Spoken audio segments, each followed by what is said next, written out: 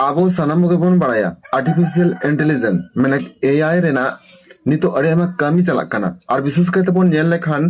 केंद्र सरकार मिद प्रोजेक्ट पाहटा खुना नितो सान्ताली लैंग्वेज लगित ते आर्टिफिशियल इंटेलिजेंस लगित ते अड़े आमा कामी चलक कना और ओना लकाते तेहिन हो नोआ वीडियो तलाते आर्टिफिशियल इंटेलिजेंस माने सान्ताली लैंग्वेज रेना कामी चलक कना एआई रे और नोआ रेना इनफॉरमेशन लगित ते तेहिन नोआ होपन मिटang अपडेट तलाते आपे को समांगरिंग हे सेटर कना जहां दो कना कन्वर्सेशन लगित ते सान्ताली ते कन्वर्सेशन लगित ते बाय फोन तलाते माने फोन ते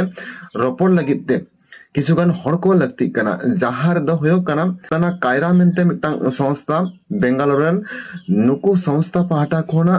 फोन तलाते कन्वर्सेशन लगित ते किछुगान हर को हतायत को और ओना कन्वर्सेशन बखरा उनको काउडी को एमाओ कना को माने मिड मिडियम रोड लेखान और 10 टाका नामा और जहां रिसीव आय नुई 8 टाका नामा और जहां कॉल आय नुई 10 टाका नामा ओंका कते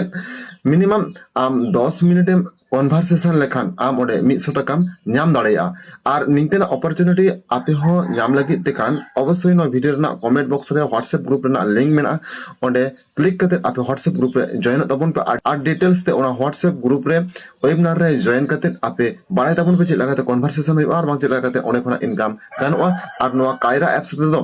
सान्ताली लैंग्वेज ते ठाम ठाम पोस्टो से एम रोल लेखान गेम आम हम उनेम सेलेक्ट दाड़ेया तो मनखान और जस्ती खन जस्ती पढ़ाई लगे देखा व्हाट्सएप ग्रुप रे जॉइन तबन पे।